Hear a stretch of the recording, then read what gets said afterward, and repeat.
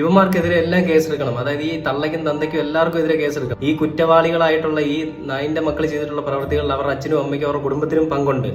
അതുകൊണ്ട് ഇവർക്കെതിരെ എല്ലാവർക്കും കേസെടുക്കണം, എല്ലാവർക്കെതിരെയും കേസെടുക്കണം. അപ്പൊ നമുക്ക് ആ അച്ഛന്റെ വാക്കുകളോട് ഒന്ന് കേട്ടു നോക്കാം.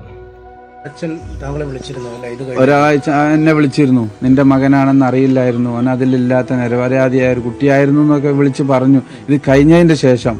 പക്ഷെ ഇത് ഇങ്ങനത്തെ ഈ മാരകായുധം പിള്ളേരെ കൈ കൊടുത്ത് വിട്ടിട്ട് ഈ ചെയ്യണമെന്നുണ്ടെങ്കിൽ വളരെ ആസൂത്രണമായിട്ടാണ് ചെയ്തത്. ഇത് പേരൻസ് ദൂരെ നോക്കി നിൽക്കുകയാണ്. പുറത്തുനിന്നേരെ ഇടപെട്ട് കഴിഞ്ഞാൽ ഞങ്ങൾ കയറി അറ്റാക്ക് ചെയ്യും. അവരും അവരെ ഏട്ടന്മാരായ ആളുകൾ, ഇത് ചെറിയ കൊച്ചുകുട്ടികൾ, 15 വയസ്സായ കുട്ടികളെ വലിയ ആളുകൾ കൂടി തടഞ്ഞു വെച്ച് കൊടുക്കുമ്പോൾ അവർക്ക് ഒന്നുകൂടി ആവേശവും ധൈര്യവും കിട്ടുക ചെയ്യുന്നു. അതാണ് ഇവിടെ നടന്നത്. കരുതുന്നുണ്ട്, തീർച്ചയായിട്ടും അങ്ങനെയാണ്. ഇവിടുന്ന് അവര് സാധാരണഗതിയിൽ സ്കൂൾ പിള്ളേർ തല്ലുകൂടി കഴിഞ്ഞാൽ അടി കിട്ടി കഴിഞ്ഞാൽ ഓടിക്കഴിച്ച്, ഇത് അതല്ല, ഒരു വളഞ്ഞു വെച്ചിട്ട് ക്രൂരമായിട്ട് വിട്ടു പോകാൻ പാടില്ല.